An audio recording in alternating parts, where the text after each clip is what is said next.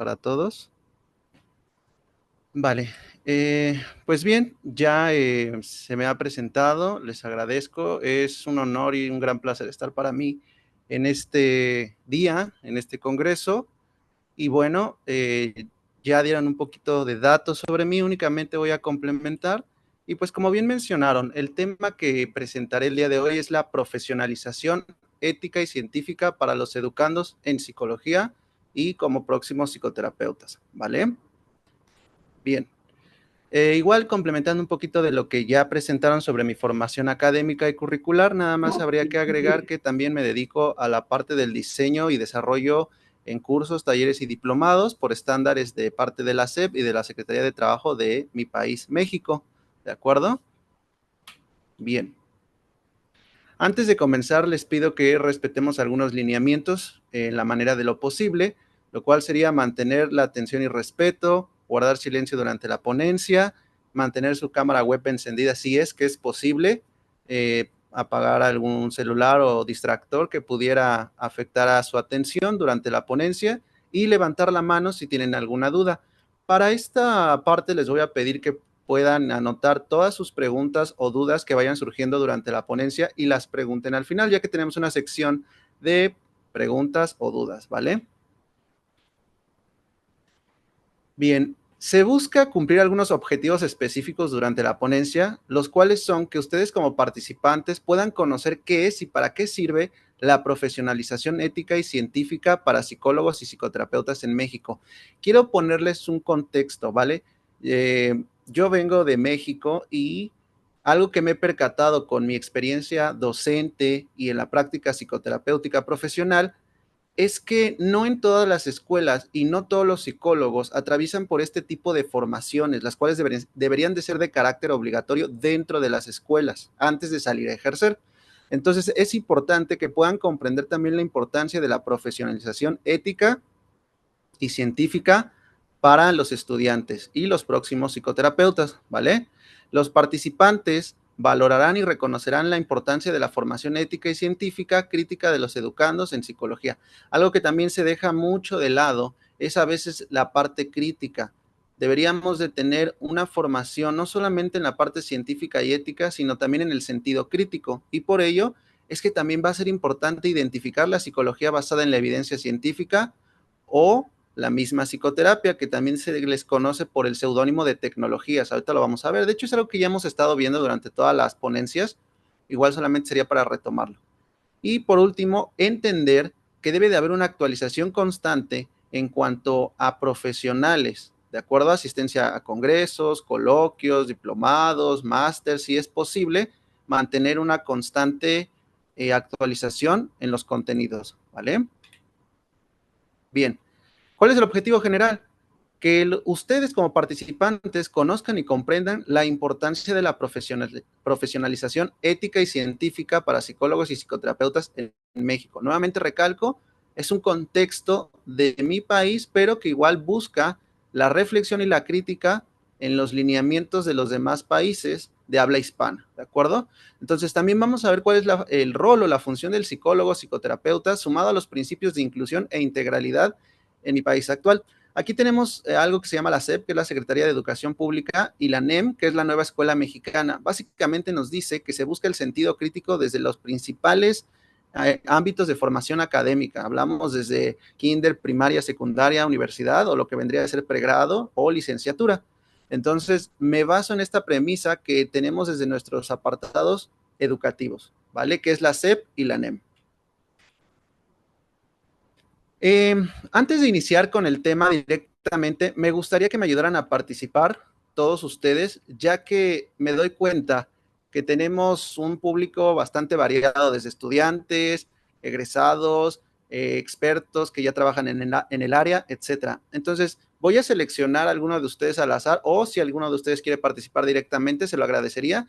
Vamos a hacer una pequeña dinámica o un icebreaker para poder conocernos un poquito mejor y saber qué tantos son sus conocimientos sobre psicología general, ¿vale? Por favor. Entonces, vamos a tener esta pequeña dinámica. Si alguno quiere participar o seleccionaría uno al azar, ya es igual, ¿vale? A ver, No sé si está por aquí. Tenemos a Vázquez Cervantes, ¿está aquí? Sí, aquí estoy. Hola, ¿qué tal? Un gusto. Si pudieras ayudarme, vamos a seleccionar la ruleta y te tocará una pregunta al azar, ¿te parece? Bueno, no sé si podría hacerlo, pero bueno. Adelante, no pasa nada. ¿Qué conoces o qué entiendes por tecnologías? Las tecnologías son como las herramientas que nacieron en base a las... Es, por ejemplo, ¿cómo decirlo? Los instrumentos que usan para... Es que no sé cómo explicarlo para que no suene mal. Es como cuando tú utilizas un instrumento, por ejemplo, digamos, el neuropsicólogo te envía con alguien que sabe hacer resonancias magnéticas, pues la resonancia magnética es una tecnología que utiliza un médico. Y en el caso de Ok. los psicólogos, pues sería por ejemplo, aquí vienen unas herramientas así que dicen ciertos como que siglas, ¿no? Pues esas serían como las tecnologías que usa cada psicólogo. Ok, muchas gracias. No, no te preocupes. De hecho, es importante que podamos participar todos y formemos juntos el conocimiento. Bien, vamos a tomar estos puntos más adelante, chicos. No quiero que lo olviden. Ahorita voy a escucharlos a ustedes y yo voy a dar respuesta a cada uno de los temas que están tomando. Muchas gracias. Vale, uno más. Está por ahí. A ver, ¿quién podría ser? Está por ahí Erika Ponce.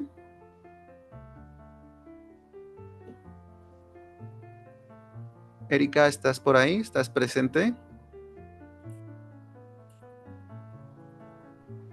Híjole, me parece que no.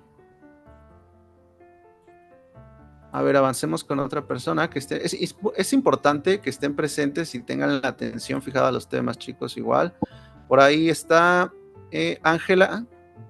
Ángela Torralba se encuentra.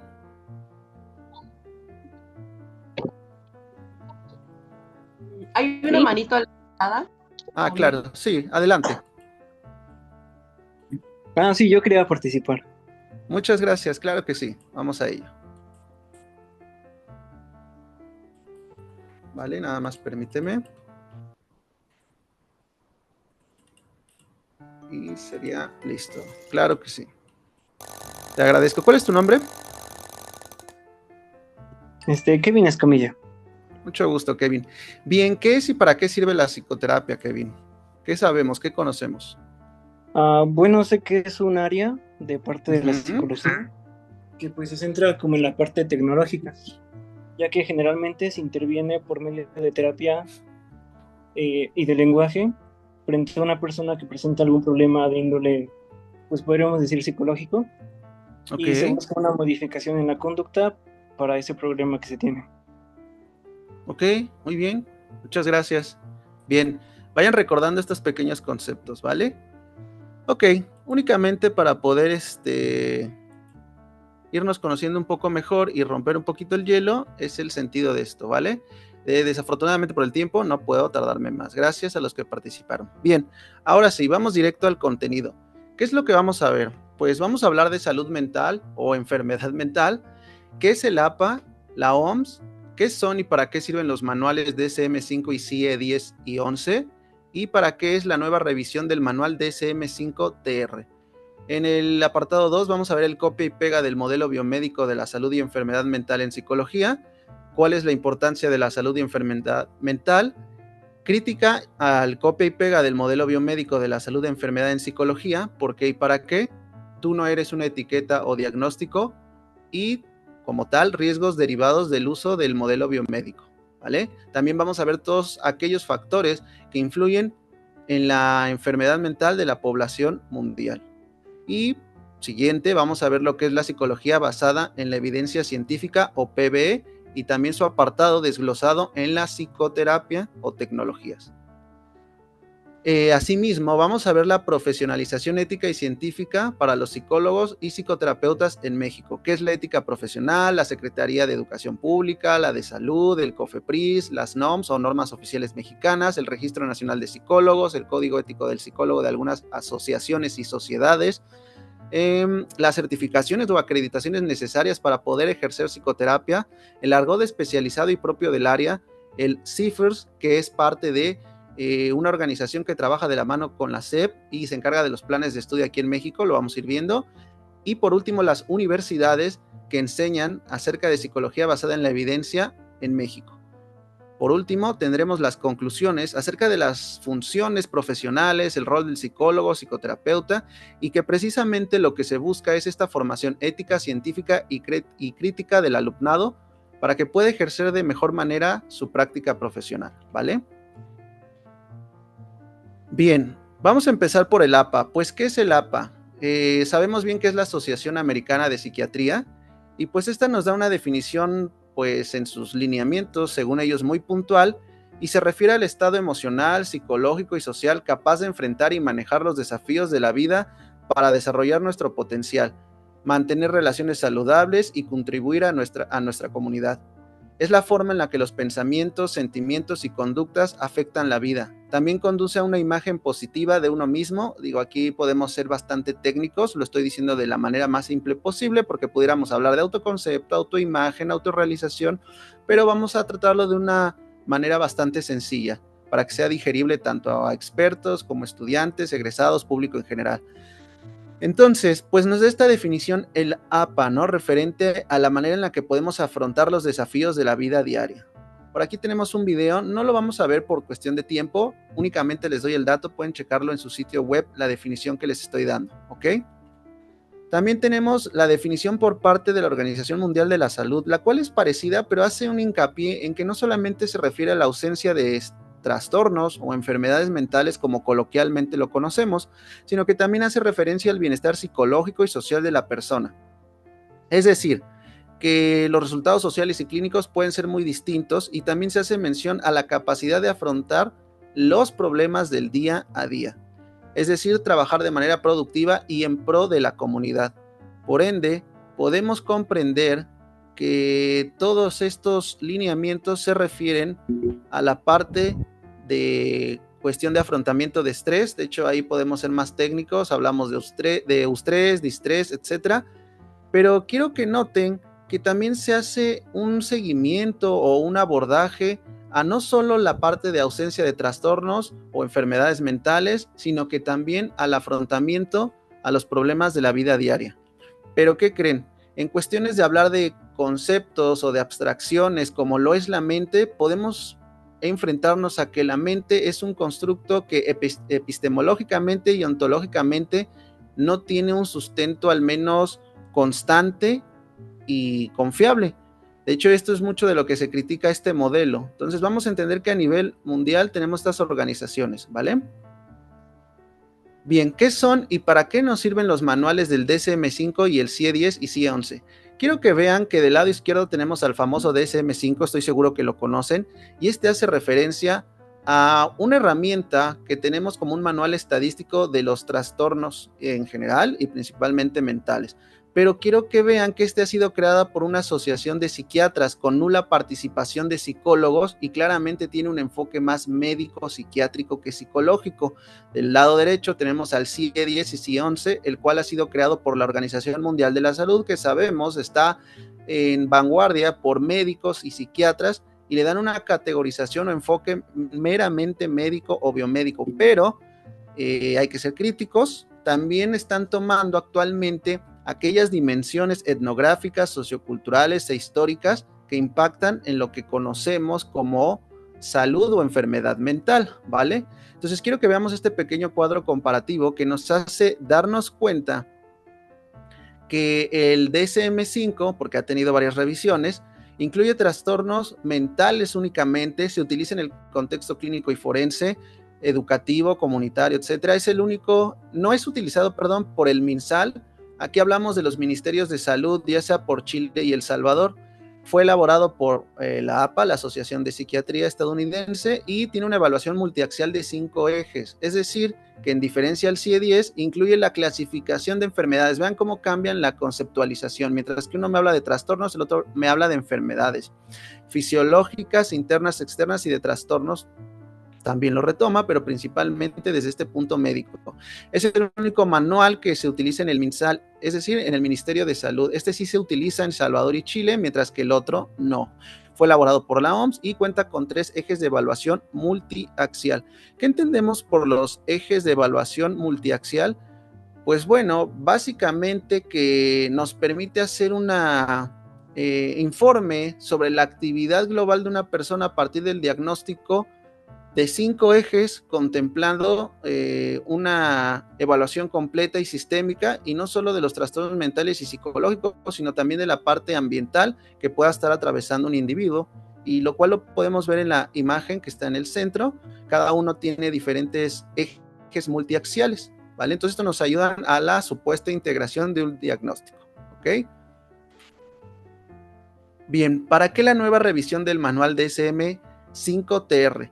Esta fue recientemente publicada en marzo de 2022 y entre sus actualizaciones nos dice que asegura incluir la literatura científica y las revisiones de investigación más recientes, lo cual nos permite tener una comprensión más amplia de lo que define como trastornos, ¿ok? Sin embargo, pues puede presentar ciertos problemas o polémicas que las vamos a revisar a continuación, pero hay que tomar a favor y en cuenta que ha podido retomar algunos aspectos como culturales, raciales, de género y etnoculturales, además de los que se actualiza y tiene colaboración, y el CIE-11 también. Muchos de ellos en un momento logran colaborar, tanto el DSM-5 con el CIE-10 y el CIE-11 empiezan a compartir criterios, igual para que no haya un desfase de conceptos, ¿me explico? Entonces se supone que es una herramienta que es de uso para los profesionales de la salud mental. ¿Por qué hago este entrecomillado? Porque vamos a ir viendo a partir de la crítica por qué es necesario reflexionar acerca de esta imposición o modelo biomédico de la salud impuesto en nuestro estudio como licenciatura o pregrado, ¿de acuerdo? Entonces, vamos a ver las polémicas de este manual. Estamos rescatando que ya toma en cuenta variables culturales, etnográficas, pero también que tiene sus problemas desde adentro como hacia la población. ¿Cuáles son? La primera es que en una investigación que se publicó, el 60% de los psiquiatras que participaron en el panel de trabajo que viven en Estados Unidos recibieron un pago de la industria farmacéutica durante la elaboración de esta nueva revisión del manual, según un artículo del British Medical Journal, ¿de acuerdo? El cual nos habla de que existieron conflictos de interés entre todos los que estuvieron en el proceso de elaboración y arrojó como resultados que de 168 personas que sirvieron como miembros de panel de trabajo, solo 92 cumplieron con los criterios de inclusión de ser médicos radicados en Estados Unidos. Es decir, para poder trabajar en esta elaboración tendrían que haber cumplido con requisitos específicos por parte de la industria y de quienes estaban financiando dicha investigación. Entonces, de 168 personas, 92 solamente cumplieron con dichos criterios. Del otro lado, podemos ver que estuvieron incluidos en pagos OpenPay abiertos, es decir, fuera de estas 92 personas, solo 55 o el 60% recibieron pagos de la industria. En conjunto, estos miembros del panel recibieron un total de 14 millones de dólares, que es igual a libras esterlinas, 13 millones de euros, y un tercio, el 33% de los miembros del grupo de trabajo tenían pagos informados por OpenPay. ¿Qué nos quiere decir esto? Que los conflictos de intereses dentro de los miembros del panel de expertos fueron prevalentes debido a una enorme influencia de las guías de diagnóstico y tratamiento, mientras que los estándares para la participación en un panel de desarrollo de guías deben de ser altos, por lo que debería de existir una presunción refutable para que el DSM-5 versión TR prohíba los conflictos de intereses durante los miembros del panel de trabajo, cuando no haya personas independientes con la experiencia necesaria disponible. Por tanto, las personas asociadas con la industria podrían consultar a los paneles, pero no deberían tener autoridad para tomar decisiones o revisiones durante la inclusión de nuevos trastornos. Es decir, este conflicto de intereses nos viene a hacer cuestionarnos si realmente los diagnósticos que están incluyendo realmente son certeros, si realmente están siendo objetivos, si no hay alguien que pretenda salir favorecido a algún sector, si podemos confiar plenamente en las investigaciones que están haciendo. Entonces, esta es una primera polémica, el conflicto de intereses durante esta nueva revisión. ¿Cuál es la segunda? Lo absurdo del modelo biomédico de la enfermedad latente en salud mental. Es decir, existen 10.130.814 formas de tener algún trastorno psicológico o mal llamada enfermedad mental según el presente estudio. Hablamos de los antecedentes. Tenemos una clasificación de enfermedades latentes. El enfoque es aceptado en gran parte del mundo, principalmente en Estados Unidos, pero se ha cuestionado sobre su viabilidad y validez. Objetivos: abordar la cuestión de los perfiles diagnósticos, calculando si existe algún criterio bien estandarizado para la categorización de X trastorno. En el método se utilizaron fórmulas previamente utilizadas en el análisis heterogeneidad más pequeños a los trastornos, a todos los diagnósticos dentro del DSM-5-TR. Y bueno, encontramos que hay más de 10 millones de ser diagnosticado con una enfermedad mental utilizando los criterios de este manual, sin tener en cuenta los especificadores. Es decir, si se le aunan o se le suman estos especificadores, la cifra se puede multiplicar o disparar a 161 septillones de presentaciones diagnósticas. Quiere decir que, pues básicamente, hojear este manual nos hace percatarnos que pues todos podemos tener algún trastorno o varios trastornos simplemente con los criterios que arrojan. Y por lo tanto tenemos las conclusiones que para la investigación y tratamiento se da un problema de heterogeneidad que básicamente hace que por leer unos criterios podamos asumir que tenemos algún o algunos trastornos. Entonces tenemos dos polémicas. Mientras que en el primero se habla del conflicto de intereses, vemos que hay un copia y pega del modelo biomédico de salud y enfermedad mental en psicología, cosa que no debería de estar sucediendo porque no somos médicos ni biólogos. Entonces, sumado a que los manuales o herramientas que nos dan para estos diagnósticos presentan conflictos. Entonces tenemos que ver esto. Hay un conflicto de intereses en la creación de los mismos y hay más de 10 millones de maneras de poder caer en la categorización de alguno, ¿vale? ¿Qué pasa? David, ajá, ese video de tu mamá. Por ahí su micrófono, chicos, creo que alguien tiene un micrófono abierto. Bien. Vamos al punto número 2, el copia y pega del modelo biomédico de la salud y enfermedad mental en psicología. ¿Cuál es la importancia de la salud y enfermedad mental actualmente? Bien, la salud mental, según definiciones, incluye en todos los aspectos de nuestra vida, las relaciones interpersonales, del rendimiento académico, laboral e incluso hasta la capacidad de disfrutar la vida y enfrentar adversidades. Podríamos definirlo de un modo muy sencillo, que es fundamental para nuestro bienestar integral, calidad de vida, o pudiera entenderse como el autocuidado. Pero hay que ver cómo cuidarnos y de qué y para qué, ¿de acuerdo? Hoy en día sabemos que está de moda hablar de salud y enfermedad mental cuando meramente el constructo de mente pudiera utilizarse de manera metafórica, ya que en términos de existencia carece de este sustento y por lo tanto no se puede hablar de salud y mucho menos de enfermedad. ¿Por qué? Porque lo que se está enfermando es el órgano llamado cerebro, no el constructo mente. Por ahí tenemos algunos abordajes de la cognición 4E que nos puede dar otra perspectiva de lo que entendemos por mente. Unos por ahí dicen que es como interconductismo con pasos extra, ¿no? Es por ahí, pero valdría la pena revisarlo, chicos. Bien. ¿Qué pasa en este aspecto? ¿Vale? Podemos entender sobre la crítica del por qué y para qué. Habríamos que entender primero que además de las críticas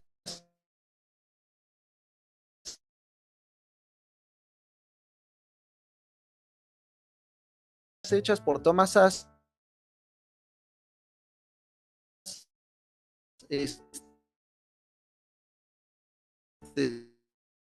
señor de aquí, y Allen Frances, ya recibió rechazo por varias instituciones norteamericanas y europeas, ¿de acuerdo?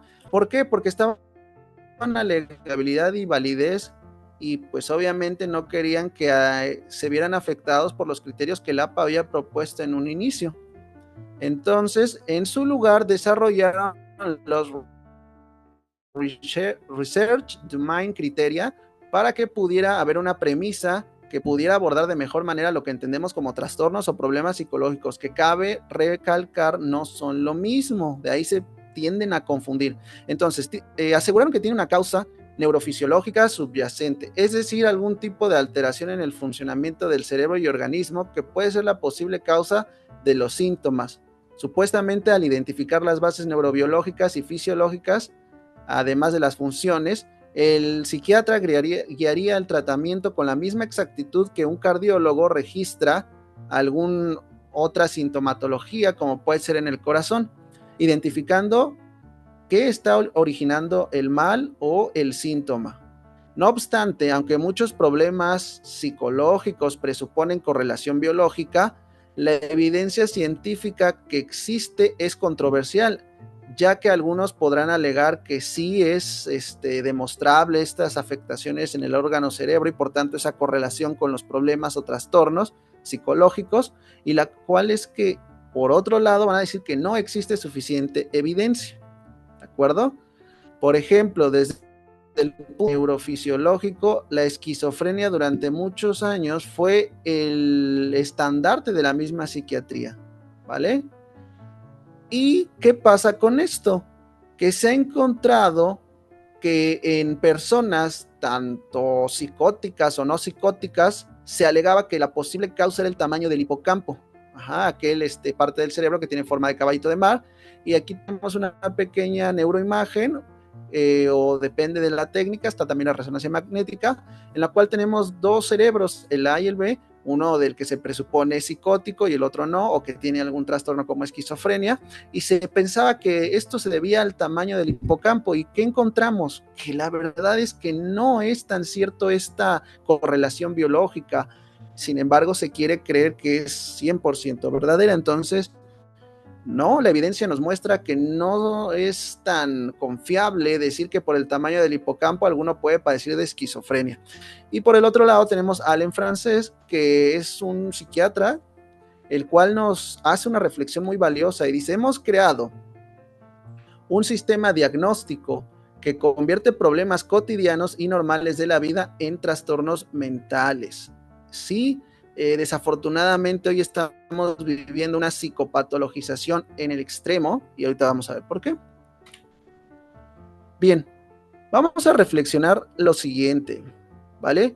Si ya estamos hablando que no es tan segura esta correlación biológica pese a la evidencia, pues me gustaría compartirles lo siguiente: que nosotros psicólogos o futuros psicoterapeutas, porque hay que buscar una especialización en ello, no somos médicos pese a la formación impuesta por las universidades. Hemos adoptado y aceptado como verdadero nuestra formación este modelo biomédico. No digo que todo esté mal, hay cosas rescatables, pero propongo que la psicología debería de empezar a separarse de este modelo biomédico y buscar su propio camino y objeto de estudio, el cual por ahí, claro que tenemos con qué abordarlo, quizá por desconocimiento, quizá por desinterés, quizá porque no lo enseñan en las universidades, en todas, o X variable, no lo estamos siguiendo. Entonces habríamos que reflexionar, porque asimismo esto no nos va a eximir o exentar del trabajo multitask e interdisciplinar con otras disciplinas científicas. Es decir, el trabajo con psiquiatras, médicos, pues tiene que ser.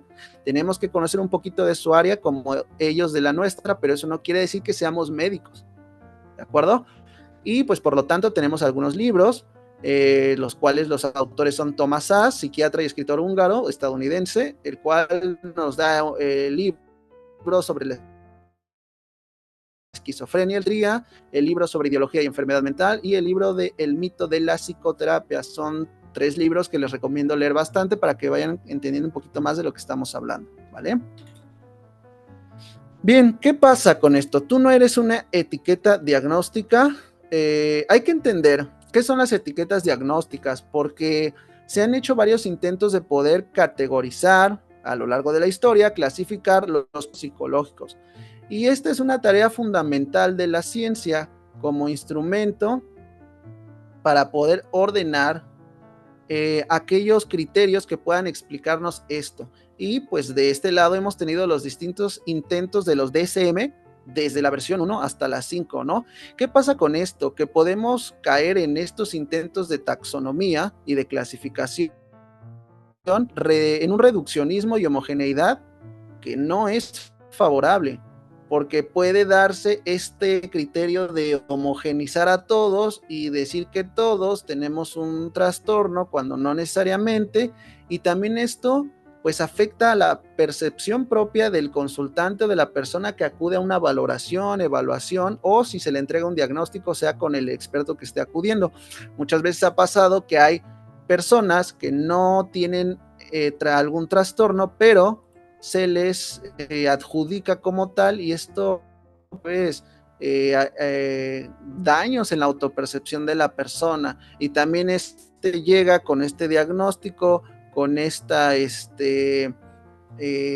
idea de que tiene alguna enfermedad, algún trastorno, y bueno, pues no ayuda mucho esta versión de la etiqueta y el diagnóstico indiscriminada, ¿de acuerdo?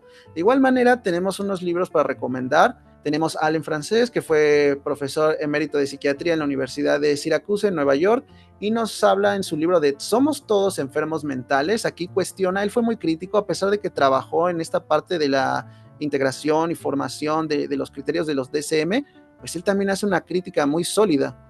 Y también tenemos a Marino Pérez, catedrático del Departamento de Psicología de la Universidad de Oviedo, en su libro La invención de los trastornos mentales. O sea, mientras que uno critica este sistema de psicopatologización de los problemas cotidianos de la vida diaria, en que si realmente son trastornos o enfermedades, ya Marino Pérez nos viene a decir, ¿hay una invención? ¿La hay? ¿Qué estamos haciendo? ¿Vale? Entonces, tenemos que tener cuidado con las etiquetas diagnósticas, ya que no es parte de nuestra función. ¿Qué pasa? En 1973, la homosexualidad del DSM rechazando toda legislación discriminatoria contra gays y lesbianas, acción que vino motivada tras una revisión científica sobre el tema. Nos hemos podido percatar que a lo largo del tiempo, en varios momentos históricos de las clasificaciones de trastornos dentro del DSM del 1 al 5, que ha habido la exclusión, la aceptación y la creación de trastornos, por decirlo de esta manera. Obviamente han intervenido muchos organismos a nivel mundial y regional. Por ejemplo, tenemos la Corte Interamericana de Derechos Humanos, y en México la CNDH tomó acciones para poder combatir estos temas de no discriminación y homofobia. Entonces también por ahí tenemos la transexualidad, que se le comprende como disforia de género. ¿Por qué es importante abordar todo esto, chicos? Ya que no solamente es necesario conocer el orden categórico o taxonómico que los manuales estadísticos nos ofrecen, sino también la relación con la población desde una parte psicopolítica, biopolítica, ya que tienen un impacto en la población y nosotros como profesionales. Entonces vean cómo a lo largo de la historia hay trastornos que se están incluyendo o que se están quitando, ¿vale? Por ahí uno se atreverían a decir que incluso hasta se inventan porque carecen de evidencia. Pero bueno, yo nada más les traigo la parte crítica. Bien, ¿qué pasa con esto, no? Vamos a hablar sobre un poquito de lo que sería la psicología popular, de todo esto que se está dando y cómo es que estos criterios bien pueden o no. Aquí les voy a poner el ejemplo de una persona que se hace llamar H.G. Tudor, el cual presuntamente en algún momento dijo que padecía del supuesto trastorno de personalidad narcisista. Y él entonces nos da una serie de libros, aquí los pueden checar, en donde nos vende muchos términos rimbombantes, ¿no? Que se suelen usar en redes sociales. Yo por ahí he escuchado mucho esto que está de moda de los psicópatas, de los narcisistas, de que si debieran o que si mi pareja fue o no fue, me hizo love bombing, hoovering, breadcrumbing, un montón de términos que son rimbombantes, pero que se desconocen de dónde aparecen, ¿no? Porque tenemos entendido que se ven mucho en redes sociales y a veces los mismos que los promueven pues son gente sin ética profesional, sin conocimiento de psicología basada en la evidencia científica, que la verdad caen en cierta charlatanería o buscan lucrar con la ignorancia y el dolor ajeno. ¿Y qué pasa con estos libros? Bueno, que no son de carácter psicológico y científico y que muchas veces no sabemos de dónde se extraen, ¿no? Así que hablamos de gaslighting, de ghosting, y todo esto salen de libros que se hacen bestseller, de películas, pero que realmente no tienen un sustento psicológico científico. Y no sé si por ahí les suenan las famosas red o green flag, que solamente promueven un sistema de psicopatologización de conductas únicamente porque no te agradan, porque estás en desacuerdo. Pasa este caso, ¿no? Quizá solo hemos estado con personas ineptas sociales que no saben cómo interrelacionarse personalmente con alguien o contigo, y únicamente no se comportó como tú querías, esperabas o deseabas.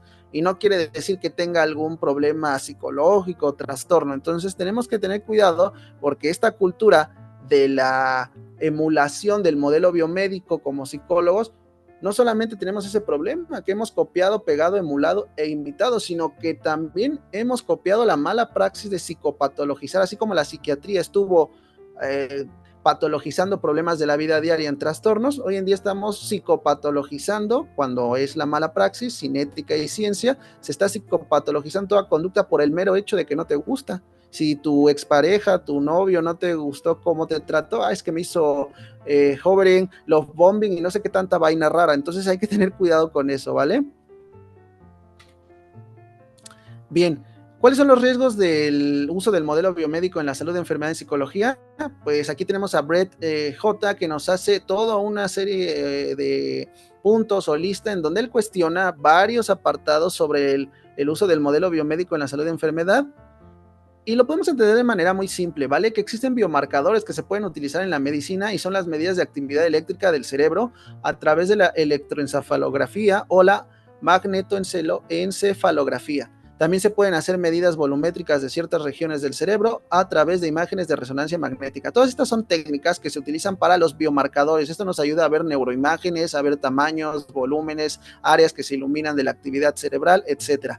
Pero no por mostrar neuroimágenes quiere decir, o de supuestos procesos psicológicos, digo supuestos, porque la evidencia por ahí está dividida, unos dicen que sí, otros que no. No por mostrar estas neuroimágenes quiere decir que la psicología es más científica o que se le está o que las neurociencias están supliendo las explicaciones psicológicas. No, porque esto cae en una psicología de la moda, el mito y la ideología de la psicología cognitiva que perviven en torno al cerebrocentrismo. El cerebro es importante dentro de la conducta y las explicaciones fenomenológicas de la psicología, sí, tiene que ver, acuérdense que hablamos de un sistema nervioso central, de un organismo total, a eso nos referimos, el organismo total, pero no hay que caer en el cerebrocentrismo o reduccionismo. Y aquí tenemos estos biomarcadores que bien pueden indicar algo, pero por otro lado ya vimos que no necesariamente. Entonces, no por tener neuroimágenes quiere decir que es más psicológico o que es más neurológico.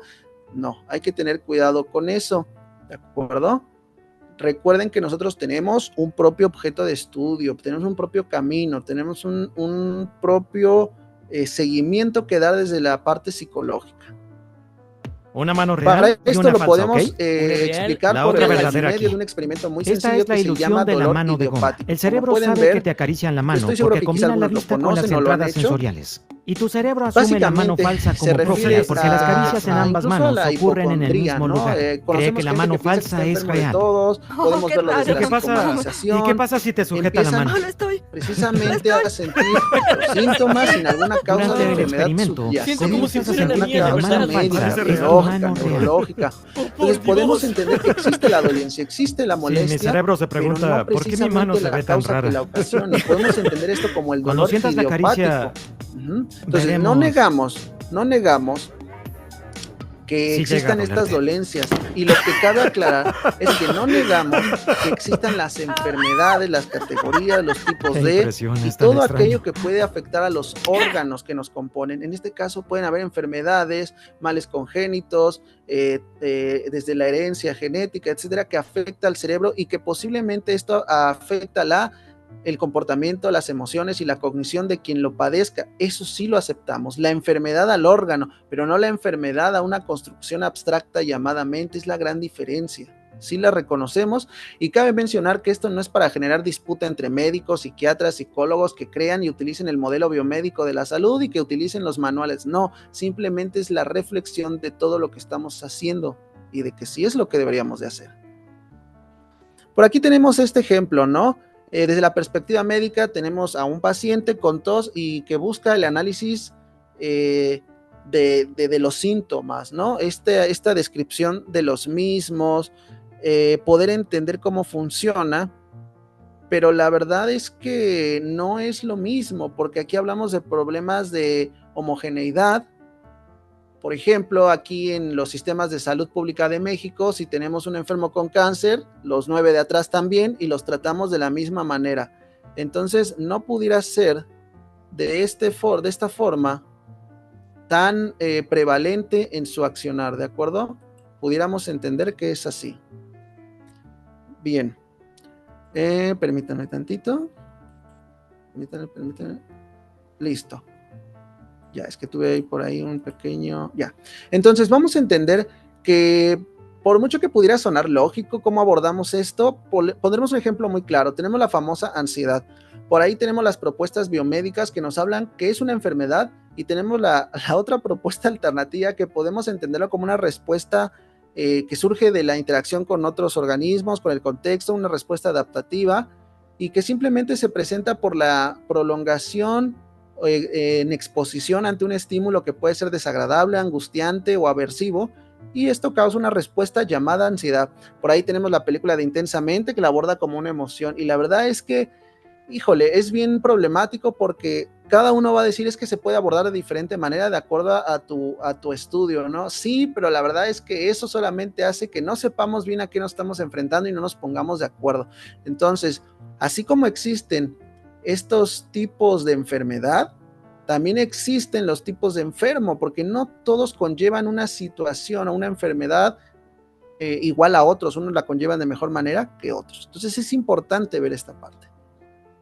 Por lo tanto, tenemos a Cantor, que nos dice que la psicología tiene su propio ámbito de estudio y su cúmulo de hechos y operaciones, y que no requiere de ninguna garantía neuronal o biológica general para que sus datos sean válidos. O sea, ojo, no quiere decir que no trabajemos interdisciplinarmente o transdisciplinarmente con otras ciencias. Se está diciendo que nosotros tenemos con qué demostrar lo que nosotros estamos hablando. Eso no nos excluye del trabajo con otras ciencias, pero que no es necesario que estemos tomando de otros, ¿no? Por ahí veo muchos psicólogos que es que neurológicamente, psiconeurológicamente, digo, está bien que le sepas, qué padre, pero no eres neurólogo, no eres neurocientífico, eres psicólogo. Hay que tratar de explicar desde la fenomenología misma de la psicología qué está ocurriendo. Bien, me gustaría me ayudar en otra dinámica, igual, no sé si alguno quiera participar o agarro uno del público. Bien. Por ahí tenemos... Ay, Dios, aquí tenemos un poquito. Tenemos una manito levantada de parte de Mauricio García Guarani. Ajá, ¿quién tenemos? Perdón, adelante. A Mauricio García Guarani. Adelante, Mauricio. Gracias. Bien, Mauricio. Sí, ¿qué tengo que hacer? Bien, Mauricio. Selecciona el número que quieras. Ok, el 7. Es disfórico premenstrual. Un trastorno disfórico premenstrual. Así es. Por disforia entendería que es como un malestar y relacionado a una etapa premenstrual en una mujer antes de tener su periodo. Bien, sí, estamos de acuerdo. ¿Tú consideras que pudiera ser un trastorno? Porque ya está incluido en estas nuevas revisiones de los manuales. No sé si podría, tal vez sí se consideraría un trastorno desde sí el modelo biomédico, pero desde nuestro enfoque no sé. Ya es más debatible. Claro, y también nos enfrentamos a que no todas las mujeres presentan la misma intensidad desde la parte biológica que otras, ¿no? Hay mujeres que lo pasan muy natural y hay mujeres que son dolores que hasta les provocan el desmayo o tienen otro tipo de afectaciones. Entonces, es un buen ejemplo que quiero que vean el problema de la homogeneidad y heterogeneidad de esto, porque no aplica de igual manera a todos. ¿Vale? Muchas gracias. ¿Quién más, por favor? Teníamos una manita levantada, no sé, se acaba de bajar. Tal vez se puedan levantar sus manitas nuevamente para participar. Ok. Por ahí, ¿quién más tenemos? Tenemos a Cadet Vázquez Cervantes. ¿Puede abrir su micrófono? Adelante, por favor. ¿Sí? Sí, bien. ¿Qué número escoges? 25. 25, claro que sí. ¿Sabes qué son los trastornos de disforia de género? Precisamente tenía una nota sobre eso, déjeme abrirla. Claro que sí, adelante.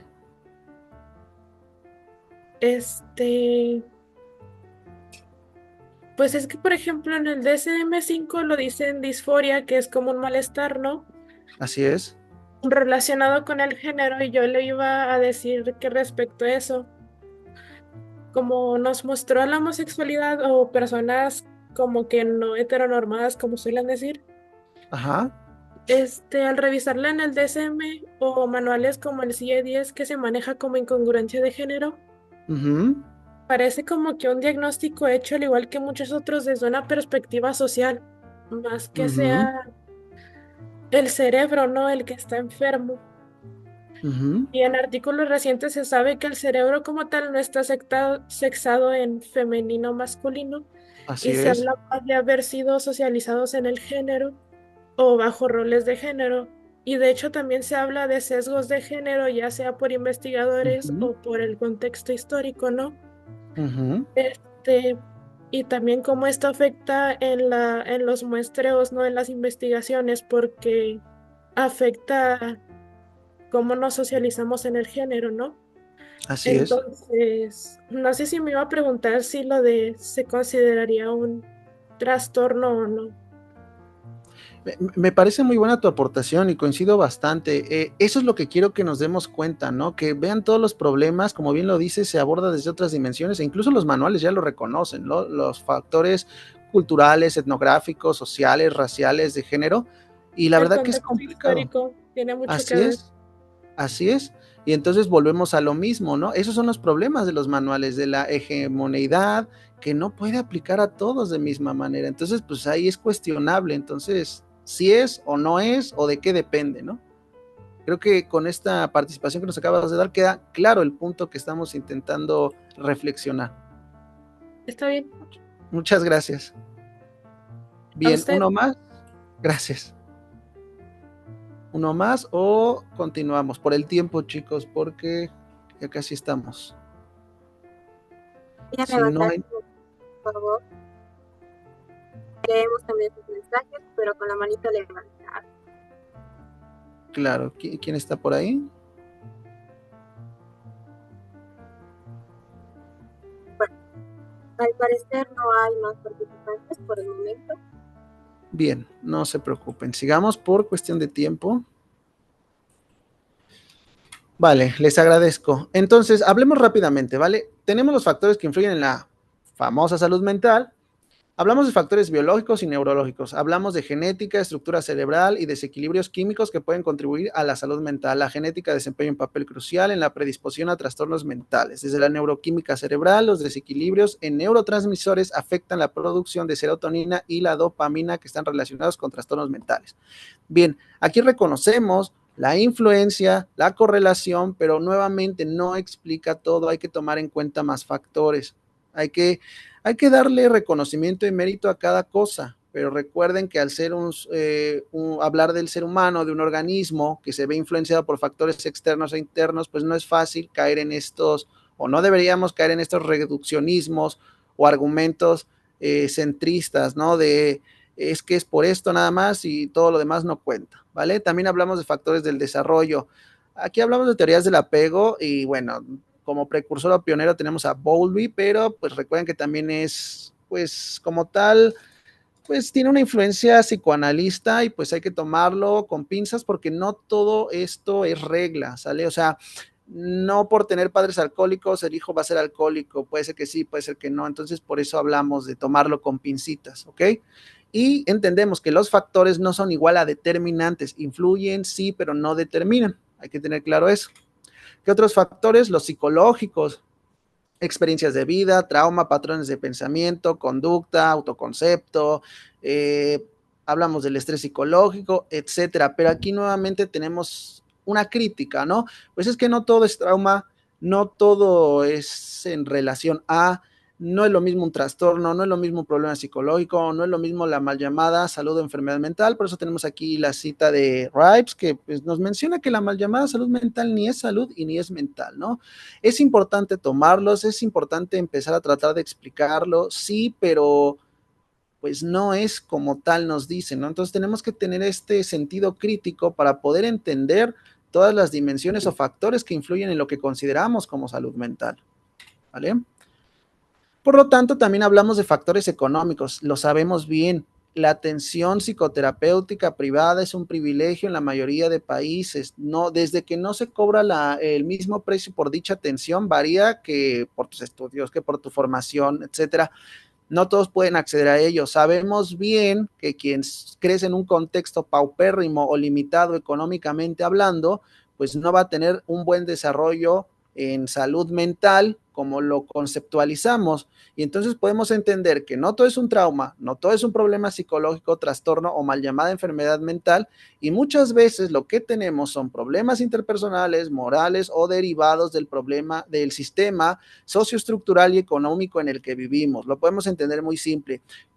Los estudiantes muchas veces no tienen para sus colegiaturas, para el pasaje, para la comida, para los materiales de la escuela. Eso genera angustia, sufrimiento, padres de familia que no tengan la suficiente economía para alimentar a sus hijos, personas que no tengan el suficiente dinero para autorrealizarse. Todos estos problemas que derivan de fuera ya no nos dejan responsabilizar al sujeto en sus variables intrapsíquicas y decir todo es tu culpa, ¿no? Por eso hablamos hasta de meritocracia, de happycracia, de que tienes que estar feliz, que échale ganas. Bueno, no basta con eso, hay que entender que todos los factores influyen en lo que conocemos como bienestar, o calidad de vida o salud mental, pero hay que entender que una cosa es diferente a la otra. Los problemas psicológicos no son igual a los trastornos, ni los trastornos a las enfermedades mentales. Pudiéramos empezar a reconocer que la enfermedad mental pues es una afectación del órgano cerebro. Podemos entender que los trastornos, bueno, ¿qué es el trastorno? También podríamos hablar de investigaciones, del contexto, de las medidas estadísticas, de la normalidad, anormalidad, de lo atípico. Podemos hablar del problema psicológico. ¿Qué es el problema psicológico? ¿Cómo se está relacionando al contexto? Porque no son los mismos problemas de la clase, vamos a decirlo así muy simple, la clase alta, la media, la baja. Todos tenemos problemas distintos. Entonces, es la crítica y reflexión que estamos haciendo. Por último, tenemos los factores históricos, socioculturales o el contexto, las relaciones interpersonales, las redes de apoyo, amistades, la relación con demás personas, e influyen en lo que conocemos como salud mental o bienestar, y esto es importante, lo sabemos bien, y de hecho podemos aquí verlo en este pequeño diagrama que hice, en donde tenemos a la conducta que tiene una relación no circular, porque no es así. Podemos empezar por el medio, el contexto, una conducta, y luego otra vez, ¿no? Entonces, es una relación recíproca y constante entre la conducta y el medio. Entonces, veamos cómo lo vemos desde esta perspectiva. Estos factores históricos socioculturales dependen mucho en la percepción también de lo que entendemos por enfermedad o bienestar.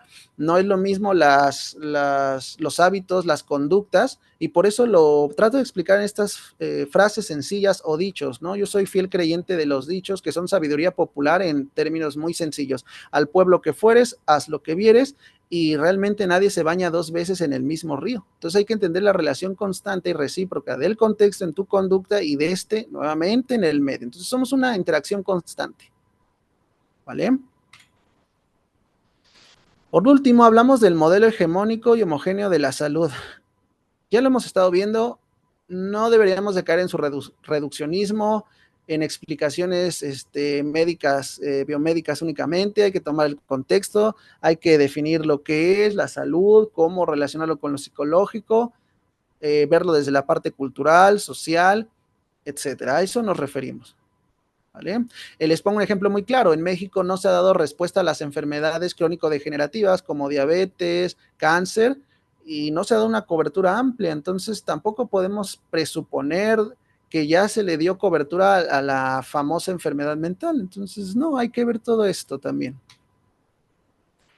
Bien, vámonos un poquito rápido. ¿Qué es la psicología basada en la evidencia científica? Muy sencillo, chicos. Aquí les pongo esta tabla. tenemos las bases científicas, la investigación, la tecnología, la aplicación y el consultante. Para entender todo esto, tendríamos que saber de filosofía de la ciencia, hablamos de epistemología y ontología, de filosofía de la mente, hablamos de dualismo, monismo, materialismo o fisicalismo, para no caer en estas cuestiones dualistas, ¿no? Porque por ahí eso no nos permite hacer una construcción científica del conocimiento o de la fenomenología psicológica, por decirlo de alguna manera.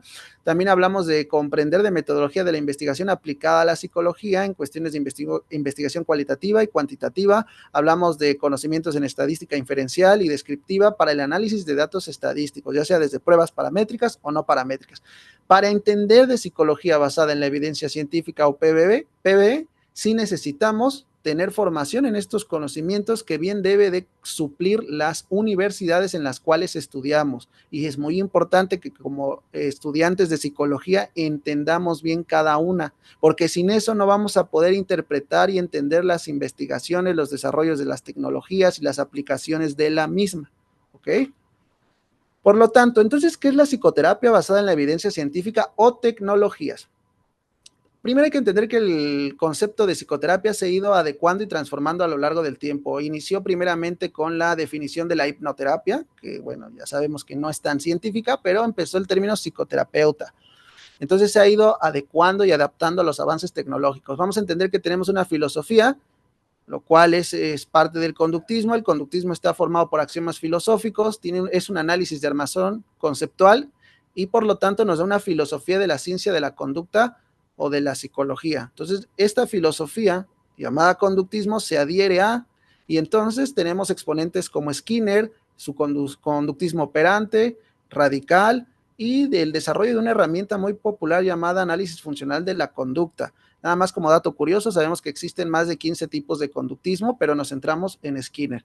Y por lo tanto podemos hablar de una relación con la ciencia, el análisis de la conducta, y este tiene dos vertientes, desde lo teórico al contexto experimental, que en lo teórico podemos entender como análisis conceptual de la conducta, en lo experimental, el análisis experimental o funcional experimental, tiene ahí algunos nombres, pero es lo mismo, y esto nos lleva al contexto aplicado. Entonces vean cómo una filosofía es necesaria para desarrollar una ciencia, el análisis de la conducta, y esta ciencia nos propone sus vertientes de aplicación, y en la cual tenemos un contexto aplicado, y como tal, el desarrollo de las tecnologías, ¿vale? Es un pequeño diagrama que nos puede dar a entender o explicar cómo funciona todo esto y que hay una base epistemológica, ontológica, filosófica, científica, porque es cómo debemos de entenderlo.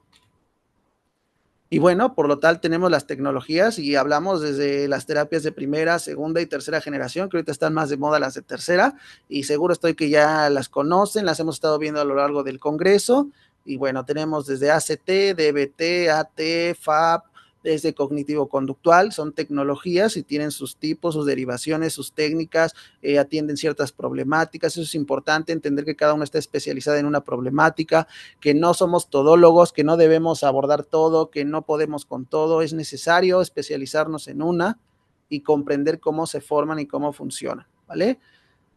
Aquí tenemos un pequeño cuadro, el cual nos habla de cómo está primera, segunda y tercera generación. No me voy a tardar mucho porque estoy seguro que ya lo hemos estado viendo a lo largo del Congreso, pero nada más cabe recapitular cómo se han ido transformando, cómo han empezado desde la conducta, desde la modificación de aprendizajes, cómo han tratado de verse inmersos en otros campos, desde lo contextual hasta lo verbal. Por ahí tenemos la conducta verbal. Entonces vean cómo se han ido transformando en pro de quién, del consultante, pero partiendo de una base filosófica, científica, que es necesaria. Entonces podemos hablar de todo esto y pues nada más se los menciono así muy por encimita, porque seguro estoy que por ahí ya se ha mencionado, ¿vale? Y por cuestiones de tiempo. Bien, aquí les traigo algunas tablas sacadas de algunos artículos de investigación donde nos hablan de su eficacia, de su intervención, quién las creó, para qué se usan, y desde tenemos las tecnologías de terapia cognitivo-conductual, en qué funcionan, trastornos de ansiedad, depresión, desde las de tercera generación, para la evitación experiencial, para el riesgo de suicidio y TLP, depresión, etcétera, ¿no? Y que es importante esta parte, pero para entender todo esto tendríamos que saber lo anterior, ¿no? Aquí es donde vemos cómo interpretar los datos estadísticos, las metodologías, las tecnologías, cómo funcionan, de dónde vienen, por qué, para qué, ¿de acuerdo? En esto es lo que estamos centrándonos. Bien, ya vamos a lo último. Entonces, ¿qué es la profesionalización ética y científico para los psicólogos y psicoterapeutas en México? No voy a ahondar porque no acabaríamos, pero así muy simple. Aquí tenemos unos pequeños mapas conceptuales. La ética tiene varios abordajes y varios campos de aplicación. Hablamos desde primero definir qué es, desde el campo ético, desde el carácter científico, desde el método de la ética, desde una ciencia normativa y de su relación con otras ciencias. También entendemos que hay doctrinas fundamentales desde los griegos, desde lo moderno, hablamos de posmodernismo también. También hablamos de las diferencias de concepción de la ética, hedonismo, estoicismo. Entendamos que la ética es un estudio también que abarca la filosofía y que también se ocupa de entender las cuestiones tanto éticas como morales, pero aquí lo vamos a hacer en una vinculación a la ética profesional. ¿De quién? De los psicólogos.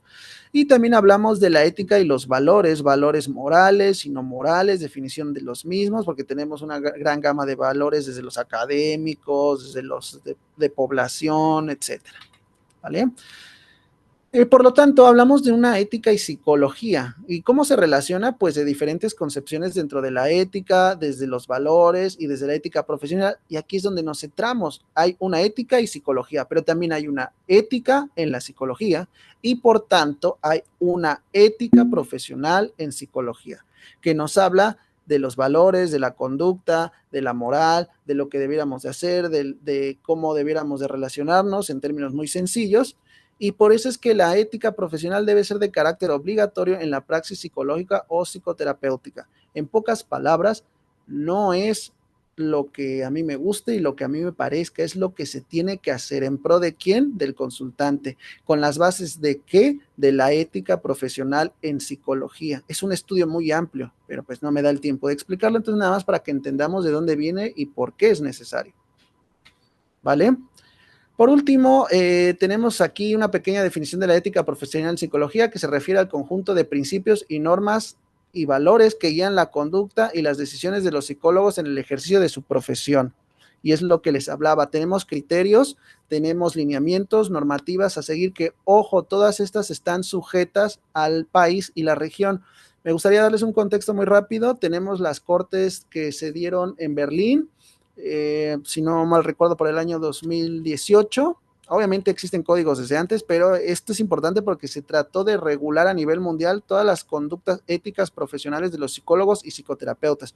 De hecho, aquí tenemos por parte de la Unión Internacional de Psicología y Ciencia, que fue en Berlín, y pues bueno, desde ahí conocen los organismos, los pueden visitar en su sitio web y se van a dar un poquito más de idea de lo que estamos hablando.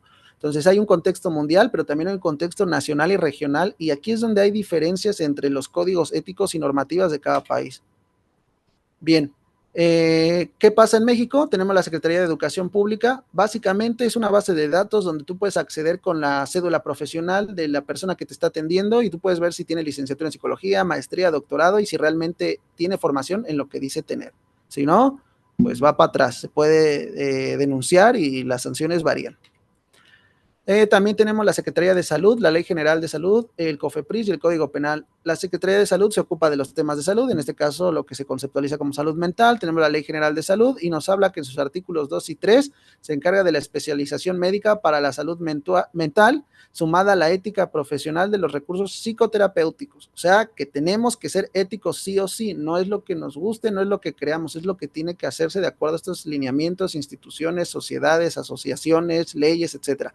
COFEPRIS es la Comisión Federal para la Protección contra Riesgos Sanitarios y de acuerdo a sus leyes de carácter de salud mental desde el 2016 tendrán un carácter prioritario dentro de las políticas de salud y estarán establecidas conforme a la Constitución. La Constitución es otro documento, es una ley que también vela por ciertas normativas como ciudadano en México, y entonces quiere decir que sí o sí se tienen que cumplir para los ciudadanos de México, y también en los tratados internacionales de derechos humanos. O sea, vean cómo el COFEPRIS tiene relación con múltiples organismos nacionales, transnacionales, mundiales, y tienen que ajustarse a esa protección y atención psicoterapéutica.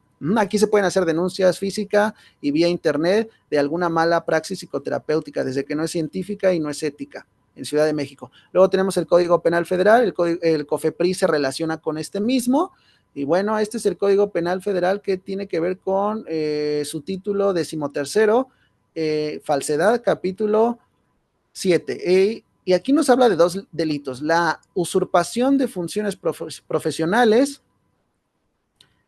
y el intrusismo profesional, es decir, aquel que se quiere hacer pasar como psicólogo y no tiene las acreditaciones necesarias, licenciatura, maestría, especialidad, y aquel que roba también los conocimientos psicológicos y los adecúa, ¿no? Por ahí tenemos mucho intrusismo de otros, como coach, de otras personas que se hacen pasar como expertos de la salud mental. Lo vemos en redes sociales hablando de cosas que no son científicas ni psicológicas, pero venden, ¿no? Parte de una psicología popular, porque agrada, porque es más como decirte lo que quieres, porque parece lógico, las psicoviedades, pero son delitos, de acuerdo al Código Penal Federal de la Ciudad de México. Y también tenemos las NOMS, que es la norma oficial mexicana 25, 35 y 37. 35 se refiere a los servicios de atención hospitalaria integral, médico, psiquiatra, para poder dar una atención digna. Tenemos la 35, que esta se ocupa de las empresas principalmente y de la salud y bienestar de los trabajadores, identificar cosas como factores psicosociales, problemas psicológicos, y pues todo esto en pro de los trabajadores y que puedan tener un mejor desarrollo. ¿Okay? También tenemos la que entró en rigor el año pasado, es reciente, la 037, que es por el teletrabajo. Por ahí hay mucho psicólogo que da consulta en línea, cuando es el nombre correcto, telepsicología. Esto nos va a dar las pautas a que se regularice también a futuro la telepsicología. ¿Por qué? Porque por ahí cada quien cobra lo que quiere, dice lo que quiere, hace lo que quiere, y la verdad es que hay normativas en algunos países. Está el APA para Estados Unidos, hay ciertos criterios que se deben de cumplir en la atención online, mal llamada, porque es telepsicología, y también cuidado con ello, porque la única telepsicología que se permitió en México fue por cuestión de pandemia y a nivel mundial, por COVID.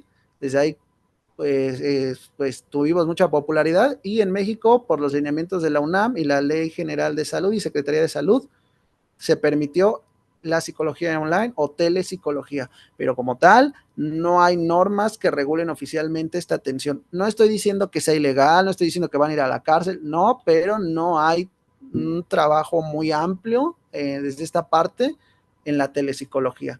Quizá esto dé a futuro más normativas para ello. Por siguiente tenemos el RENAP, que es el Registro Nacional de Psicólogos en México. Funciona como la SEP, es una base de datos, te dan un número de folio, entras y tú ves si tu psicólogo, psicoterapeuta tiene tales estudios, tales formaciones de marcos teóricos en investigación, y entonces te puede ayudar un poquito más a que sea una persona que tiene una formación científica y ética. De hecho, por ahí se dedican a dar capacitaciones éticas para el trabajo profesional en psicología y psicoterapia. Tenemos la Sociedad Mexicana, que nos trajo el código ético del psicólogo, y bueno, este tiene una larga historia. De hecho, se puso a prueba en los criterios que el APA había dado, se hizo una revisión, crea su código, y lo importante de esto es que nos da leyes, normativas, orientación para la práctica de la docencia en psicología, la investigación en psicología, la práctica psicoterapéutica en psicología. Entonces nos va dando varios apartados de cómo guiar nuestra práctica, ¿de acuerdo? Por ahí tenemos la adhesión de la FENAPSIME, que es la Federación Nacional de Colegios, Sociedades y Asociaciones de Psicólogos en México. Esta se dio en Querétaro, y bueno, le hace una revisión, hace un plan de trabajo del 2013 al 2024, y también en sus capítulos hace una sugerencia de cómo debe de ser la práctica en la docencia, en la investigación, en la psicoterapia, etcétera. Y retomo y cito un artículo muy particular, que es el artículo 44, y dice: los psicólogos deben abstenerse de utilizar técnicas de evaluación e intervención que no estén sustentadas por una teoría y metodología científica. Aguas por ahí con las pseudociencias, con el eclecticismo, con el ser holista. Sí hay que ser integrales porque reconocemos las dimensiones del ser humano, pero integral no es sinónimo de mala praxis, no es sinónimo de mezclar todo, no es sinónimo de a ver qué funciona. Entonces vean cómo están los códigos, leyes que si se violan pueden caer en delito o sanción, depende del país y de la región. Esto se ve alterado, es totalmente distinto a los países. ¿Qué certificaciones o acreditaciones necesitamos para ejercer como psicólogo especializado en psicoterapia en México? Título y cédula profesional en licenciatura de maestría, debe estar avalado por la SEP. Si el estudio es extranjero, debe de pedirse una revalidación de estudios total, es decir, yo estudié en España, en Estados Unidos, donde sea, entonces tengo que traer mi grado de allá con un apostillado de allá, luego lo tramito aquí en la SEP y me dan una cédula correspondiente a mi grado. De hecho, ahí les pongo de ejemplo algunos documentos míos. El de la derecha superior es un grado de cédula, el otro es de maestría, que es con un apostillado y se tramita para poder concluir en esto y puedas estar registrado ante la SEP y que tus estudios tienen validez. Y bueno, en algunas partes de México es obligatorio o se pide como requisito la especialidad o maestría en algunas partes de México, no todas, para poder dar psicoterapia. Posteriormente hablamos de un argot especializado y propio del área. Es importante, los tecnicismos sí, pero para nosotros como profesionales es importante saber de qué estamos hablando. Entonces, hablamos de psicoterapia o tecnologías y no de terapia, porque la terapia la dan los fisioterapeutas. Hablamos de consultante, usuario y no paciente, porque no estamos con enfermos. Hablamos del problema psicológico, trastorno y enfermedad mental, que no son lo mismo. Hablamos de una valoración y no de un diagnóstico, no de un psicodiagnóstico o evaluación. ¿Por qué valoración? Porque tenemos herramientas, tenemos, por ejemplo, formatos de protocolizados de entrevistas conductuales, tenemos el análisis funcional de la conducta, entonces hablamos de valoraciones. Hablamos también de psicología y no psicología sin P. Sabemos que es un neologismo que viene de psique, que habla de mente, de alma, ¿no? Pero es importante reconocer esa relación directa de episteme con la filosofía, o sea, entendamos que nos guste o no, también hasta nuestros orígenes, pues no eran nada científicos, no eran más animistas, por ahí dicen que hasta esotéricos, eran más de no materialistas, científicos como hoy en día, ¿no? Entonces es importante reconocerlo y recordarlo, que es necesario también conocer de filosofía de la ciencia y de la mente para nuestra formación. Hablamos de psicólogos especializados como psicoterapeutas y no de psicoanalistas, no de coach de vida, no de consejeros morales y emocionales. Por ahí nos quejamos mucho del intrusismo profesional de otros, pero también hay psicólogos que caen en ello. De repente quieren hacer trabajo de coach, de repente quieren hacer trabajo de sacerdote dando consejos morales, opinando sobre la vida de los demás, abusando del lenguaje ordinario. ¿Es válido usar metáforas para el consultante y explicarle? Sí, es válido usar un lenguaje coloquial y simplista, sí, pero no caer en esto. Entonces, la psicología es una ciencia natural cuyo objeto de estudio es la interacción bidireccional de un organismo vivo y total. Vivo y total, me refiero a todo lo que lo compone al organismo, desde su sistema nervioso central, con otro ser igual o su contexto, que ha logrado y por lo tanto ha logrado desarrollar aplicaciones tecnológicas para la intervención clínica, sanitaria y académica. Eso podría ser la psicología, o debiera de ser la psicología. Y desde el interconductismo se enfoca en el estudio de la conducta humana y animal, considerando que la conducta es el resultado de la interacción entre el individuo y su entorno. Por eso la importancia de un argot o de un lenguaje especializado. Por último, tenemos el CIRF y las funciones del psicólogo general y o clínico para el psicoterapeuta en México. El CIFRS es un organismo que trabaja en la colaboración con las entidades académicas como la SEP y en la parte de planes de estudios, malla curricular. Entonces, al menos en México, por los primeros planes de estudio en psicología por la UNAM y el CIFRS, tenemos que las funciones del psicólogo en México al principio fueron y debieron de haberse mantenido, era hacer un counseling, es decir, un acompañamiento guiado a la derivación y canalización con el consultante. Es decir, híjole, yo veo que tu caso va más con el médico, va más con el psiquiatra o va más con otro psicólogo, pero especializado en psicoterapia y en tal cosa. Eso es parte de la ética, el comprender nuestras funciones profesionales.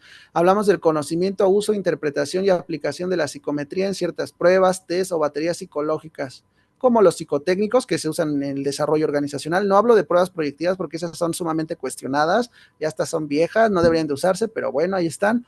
Entonces es diferente entender la gama que compone la psicometría, desde psicotécnicos, proyectivos, no son iguales, pero pues bueno, es lo que debería de saber hacer un psicólogo. ¿Qué más debería de saber hacer un psicólogo? Saber de metodología para la investigación en la psicología, contribuir al estudio y análisis de la conducta o comportamiento, es decir, generar líneas de investigación que puedan ser publicadas. Pero nada que ver con psicodiagnosticar, medicar, otorgar el servicio de atención psicoterapéutica sin especializarse en ello, al menos en México es requisito. O peor aún, creerse autoridad y jueces morales para dar juicios de la misma índole, como sacerdote, diciendo qué está bien, qué está mal, qué hay que hacer, con quién hay que hablar, con quién no, etcétera. Como en redes sociales se da. De repente nos quieren regañar estos disque psicólogos con la idea de que es que soy psicólogo y por lo tanto está bien, ¿no? Y hay que hacer y hay que dejar de hacer y hay que comportarse como yo te digo, nada que ver, esa no es nuestra función, pero está muy permeada esa idea dentro de la psicología popular en redes sociales. Y por último, los psicólogos o psicoterapeutas se quejan del intrusismo profesional, pero de repente también nosotros, sin darnos cuenta, queremos caer en explicaciones médicas, biomédicas, neurológicas, queremos a veces no nos damos cuenta, pero queremos como que abarcar el espacio neurocientífico, explicar desde estos otros apartados y como que también no, o sea, hay que zapatero a su zapato, hay que trabajar la integralidad, la multidisciplinariedad, el respeto a los otros profesionales, la colaboración, pero cada quien en lo suyo. Y bueno, por último, ¿qué universidades enseñan psicología basada en la evidencia en México? Pues está la UVEG, que es en línea, pero ella lo trata como las ciencias del comportamiento humano, no como psicología, y la FES Iztacala en UNAM. Ellas son de las escuelas que enseñan psicología basada en evidencia en México. No conozco otras, posiblemente las haya, la gran mayoría no. Y pues bueno, sería todo de mi parte, no me queda más que agradecerles y no sé si hay algunas preguntas y bueno, eso sería todo. Muy, qué interesante la información. Está muy interesante, la verdad. Yo sé que me ha servido a mí, les ha servido a varios de los que han escuchado esta ponencia. Estimado público, es el momento de poder escuchar sus preguntas. Lo pueden dejar en sus comentarios, también en los comentarios de Facebook, los estamos leyendo, o levantar las manitos. Aquí la primera pregunta de parte de Guadalupe. Dice, ¿qué piensa de que el código ético del analista de conducta viene un poco más completo que el código de ética del psicólogo? Híjole, ¿qué pienso? Pues, mira, yo soy de la idea de que por ahí luego es muy polémico, ¿no? Estamos como peleados a veces hasta dentro de la misma área y he revisado algunos apartados, no te voy a mentir que todo, pero sí tengo noción de lo que comentas. Me parece que viene más completo en cuestiones puntuales. Pero por ejemplo, fíjate, el analista de la conducta o el licenciado en ciencias del comportamiento humano, fíjate, tiene una contrariedad con la formación como psicoterapeuta. Por ahí se argumenta que solamente el licenciado en psicología o psiquiatra puede especializarse como psicoterapeuta. Entonces yo creo que nuevamente estamos, en lugar de generar una unión, estamos otra vez dividiendo el conocimiento y es como, yo soy tal en esta cosa y por lo tanto, entonces yo tengo la razón. Entonces, opino que estaría bien que nos pusiéramos ya todos de acuerdo en colaboración y viéramos qué es lo mejor para todos en cuestión de la psicología misma, de los consultantes, de los estudiantes, de la población en general. Entonces, mi opinión es esa, que por una parte puede tener grandes aportaciones, pero creo que hay que colaborar un poquito más, porque eso también genera división sin darnos cuenta. Y que varía de acuerdo a la región y el país. Eso es muy importante también. Muchas gracias, Magíster. Janet Flores está levantando la mano. No, perdón. Jean-Pierre está levantando la manito. ¿Tiene el micrófono? Sí, adelante, adelante. Primero que nada, buenas tardes. Buenas Segundo, tardes. eh, em, está interesante este punto que, bueno, igualmente mientras me adentraba dentro del conductismo y el interconductismo, siempre me he hecho mm, disonancia, ¿no? Bueno, sí, lo escuchaba muchas veces a Emilio Rivers. También, bueno, también parto de esa postura, ¿no? De que muchos tal vez denominados trastornos, denominados problemas psicológicos, muchas veces son más o problemas interpersonales o problemas morales, digamos, ¿no? Y estos Claro. problemas morales podrían estar basados en justamente la moralidad o reglas, normas que puede seguir una sociedad específica, ¿no? En ese sentido, tal vez incluso el mismo DSM o algún tipo de categorización patológica, psicopatológica, puede estar basada incluso en eso, que puedo Ujú, entender. Ahora, en ese sentido, ¿cómo el psicólogo basado en PBE ujú. podría abordar todos estos temas, ¿no? Porque si bien se puede decir también, ¿no? Que los trastornos incluso son hasta incluso una invención. Ujú. em, ¿Cómo se puede abordar esta temática o cómo se puede diferenciar tal vez lo que se podría denominar, entre comillas, trastorno o problema moral o problema interpersonal o problema psicológico? Bien, muchas gracias. Qué interesante pregunta. Voy a intentar responderla porque no creo tener la respuesta completa, porque si no, ya nos hubiéramos hecho de algo, un premio Nobel o algo. Pero desde mi experiencia y entendimiento, podría decirte que cuando hablamos de enfermedad mental, yo creo que lo más correcto sería hablar de enfermedad del cerebro, porque el órgano es el que se afecta, se daña, se enferma y este causa alteraciones en el comportamiento, la cognición y emoción de quien lo padece. Pero no todos tenemos ese tipo de alteraciones o enfermedades. Entonces hablamos de enfermedad del órgano cerebro, no mental. Luego hablamos del trastorno. Por ahí, si nos vamos al manual, a los manuales DSM y CIE 10, 11, DSM-5, son manuales estadísticos. Entonces hay que entender qué es la estadística primero, porque precisamente tenemos medidas de desviación estándar, tenemos pruebas no paramétricas, paramétricas, y que precisamente es lo que considera como normal. Por ahí tenemos conceptos como media, moda, mediana, y podríamos hablar de lo que es atípico o típico, lo normal o anormal. Pero ¿qué crees? Esto varía de acuerdo al contexto y la cultura. Entonces, lo que es normal aquí no va a ser normal allá. Entonces, es complicado hablar sobre el trastorno en sí, pero que va sujeto a estos, el contexto, a los factores internos, a los factores externos, a lo que mencionamos, el contexto, la economía, el desarrollo histórico-cultural, etcétera. Entonces, podríamos definir el trastorno como eso, esas alteraciones estadísticas, pero con relación del sujeto a su contexto, y no es aplicable porque puede ser un trastorno aquí, X conducta, porque eso también es curioso. Muchos de los trastornos se guían o se categorizan por conductas, ¿no? Entonces las conductas aquí pueden ser en otro lado mal vistas. Por eso esta frase de al pueblo que fueres, haz lo que vieres. Todos nos comportamos de distinta manera en otros lados, ¿no? Entonces ahí es difícil. Y por último, el problema psicológico, pues podríamos entender como aquellas situaciones de vida que te sobrepasan. Por eso hablaba de, hay tipos de enfermos, no todos toleran y conllevan la misma situación o el problema o enfermedad de la misma manera. Tenemos el ejemplo de niños con cáncer, uno con todo el amor del mundo, medicamentos, buena alimentación, y el otro pues no tan bien en estos aspectos, pero uno sobrevive. ¿Y qué crees? Sobrevive el que a lo mejor no tuvo tantos cuidados y atención, y el otro, ¿por qué no? O sea, también hay que reconocer estos factores internos del organismo, del sujeto, y como externos. Entonces, pudiéramos entender que los problemas psicológicos son aquellas cosas, situaciones que nos sobrepasan y que pueden atenderse con psicoterapia. Por eso está la función del tecnólogo. El tecnólogo es aquel que crea las tecnologías, las desarrolla también para que el psicoterapeuta pueda utilizarlas. Hablamos de ACT, DBT, y pueda resolver específicamente algún tipo de problema psicológico. Entonces, no sé si por ahí te pude ayudar o nomás me choreé yo mismo, pero si te pudo servir, qué bueno.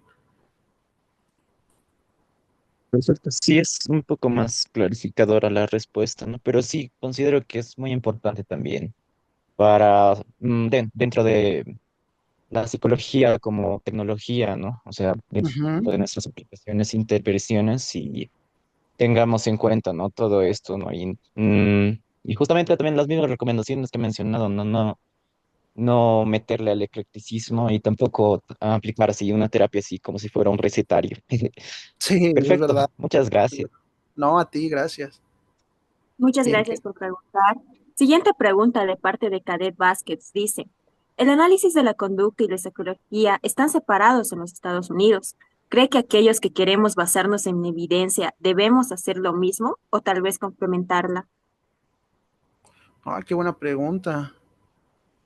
Híjole, pues el análisis de la conducta y la psicología están separados.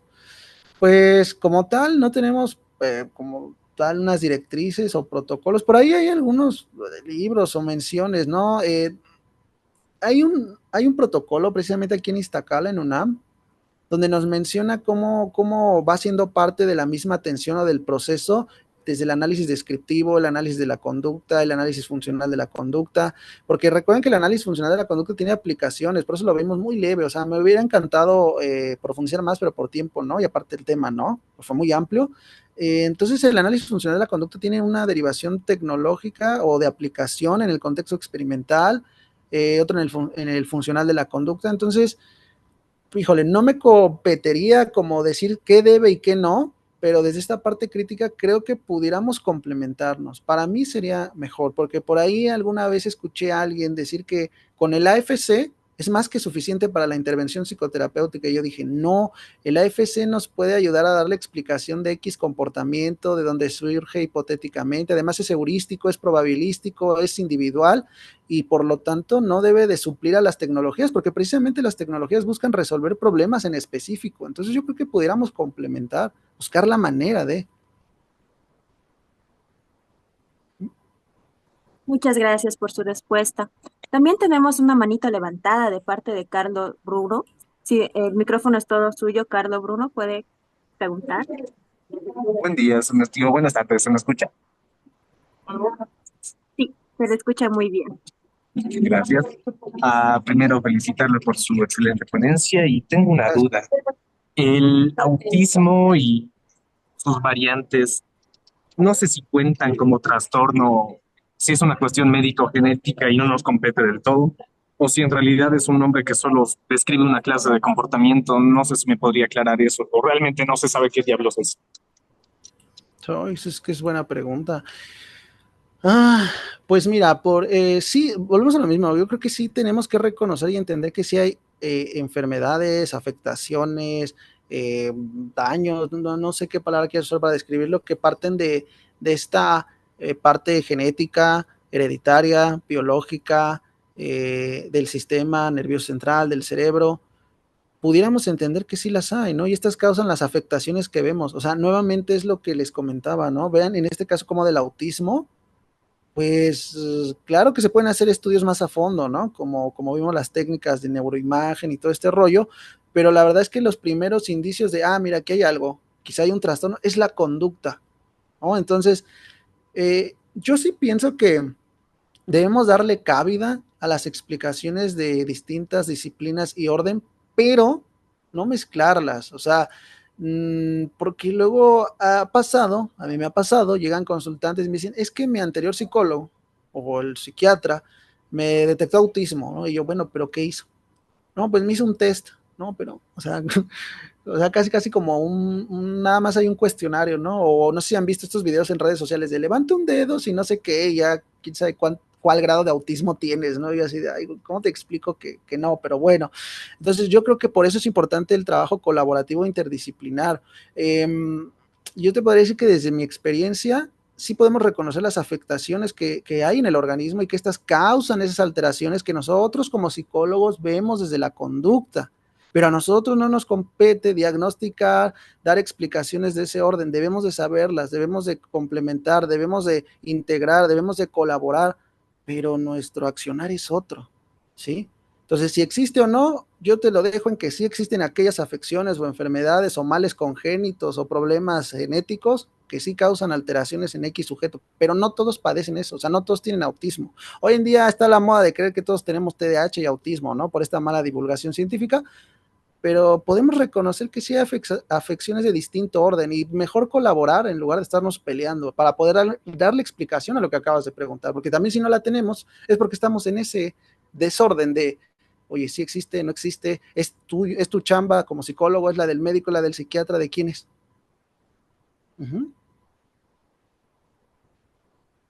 Listo, muchas gracias. No, ¿de qué? Muchas gracias. También tenemos la pregunta de Guadalupe que dice, ¿crees que el análisis de la conducta sea la solución a la falta de la integración en la psicología?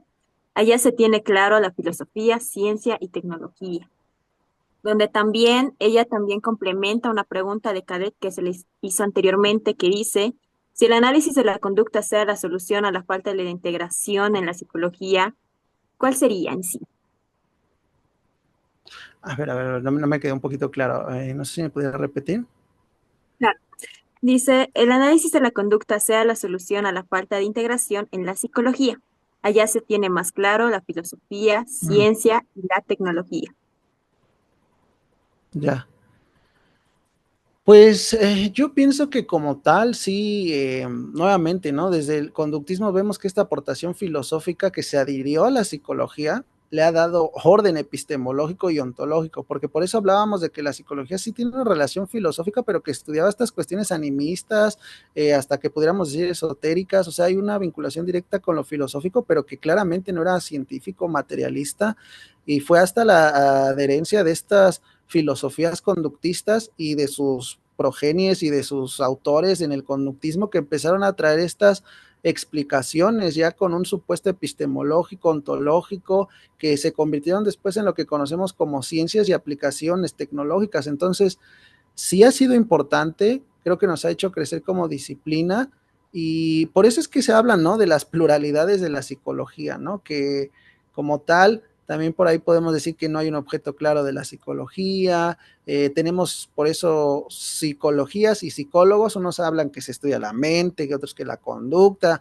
otros que el self, etcétera. Entonces, pues, ¿qué podemos entender? Pero yo te voy a decir algo, ¿qué pasa con esta parte de la conducta? Pues que la conducta no es meramente psicológico, porque también tenemos otras disciplinas que hablan de la conducta, hablamos de las bases biológicas de la conducta, entonces la conducta no es meramente psicológica, por eso podríamos dar una aproximación más adecuada, quizá desde mi opinión, desde la perspectiva interconductista, por así decirlo, porque este se refiere a la interacción que surge, esa pequeña interacción en momentos que surge de un organismo con otro, o el contexto. Entonces eso psicológico es muy pequeñito, es muy espontáneo y en un momento desemboca otra cosa, ¿eh? Eso psicológico que inició se puede convertir en otra cosa. Entonces, sí podríamos reconocer la importancia de su adherencia, la ayuda y todo, pero yo pienso que tampoco da respuesta a lo que es lo psicológico en sí, lo que debiéramos de estudiar, ¿no? Porque ya no hablamos de solo estudiar la conducta, sino de estudiar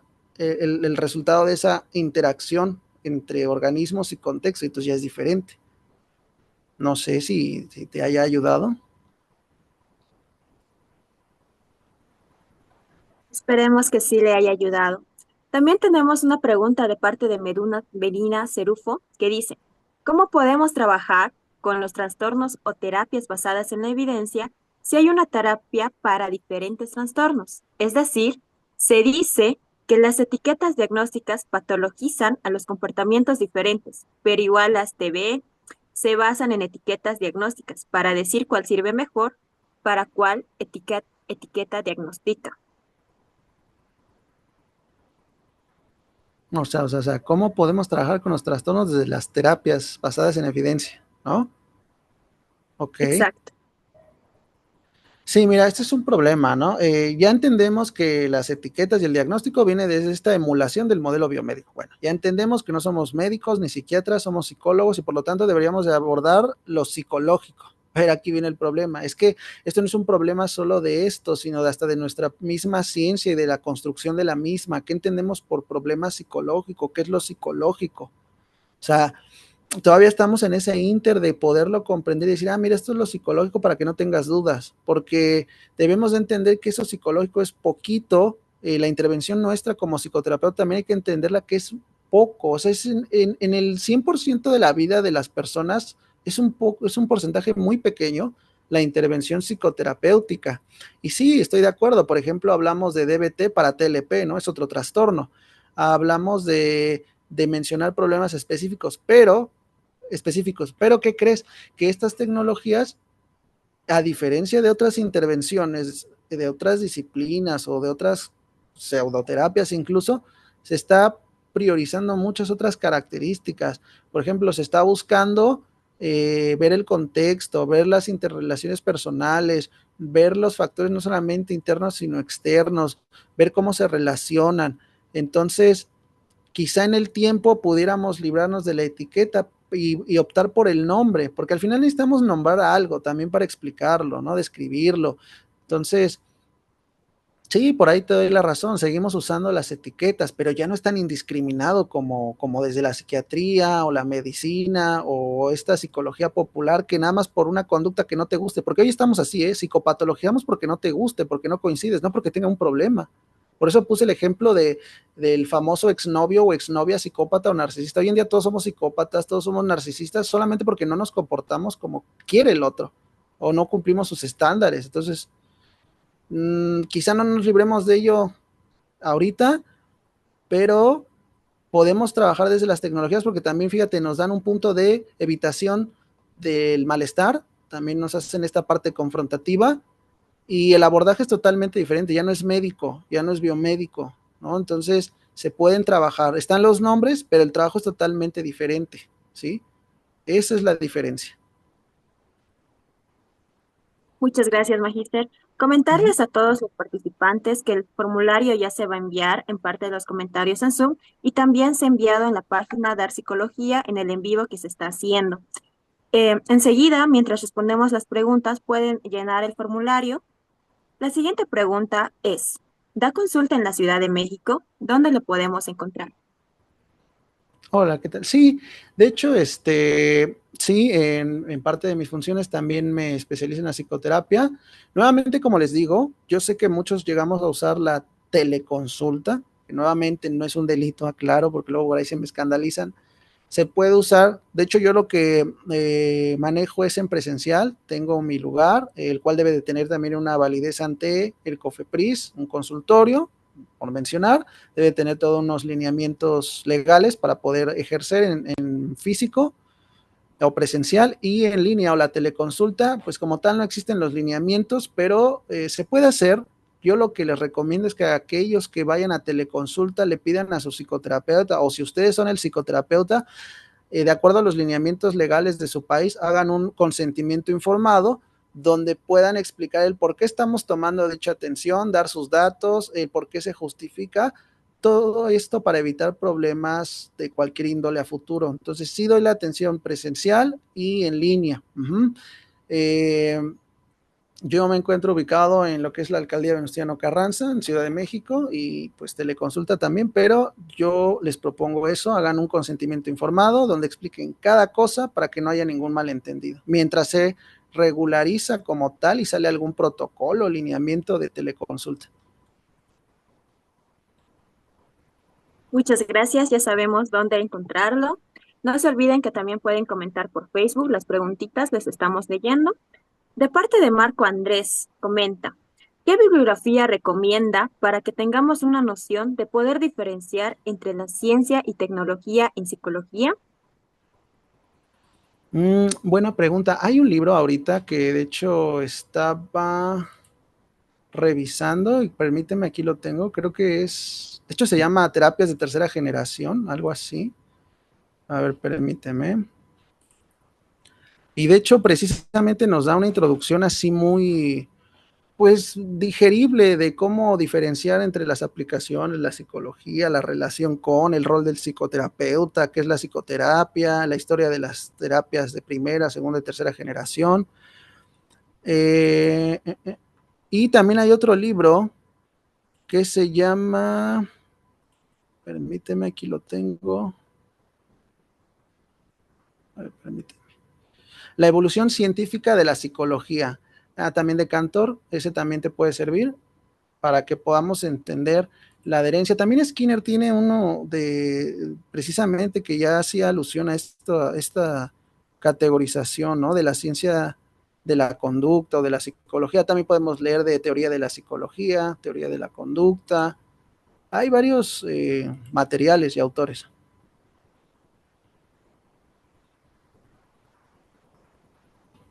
Muchas gracias. También preguntan acerca de qué bibliografía usted recomienda para desarrollar más la psicología inclusive. Al parecer le gustó bastante los conocimientos que usted nos ha brindado. De hecho, si les interesa, miren, les voy a dejar mi correo, si me lo permiten, y ahí manden un mensaje y les mando una bibliografía de libros, son como 50 libros, y se los puedo hacer llegar. Nada más díganme de dónde nos vimos, luego me mandan gente que no conozco, luego hasta me amenazan, pero es cierto eso, yo ya no sé ni quién es, pero sí, ahí les dejo mi correo y me mandan mensajito y les envío una bibliografía, ¿vale? Muchas gracias. También tenemos otra pregunta que dice, ¿existe diferencia entre tecnologías y terapias? De parte de Brian Fry.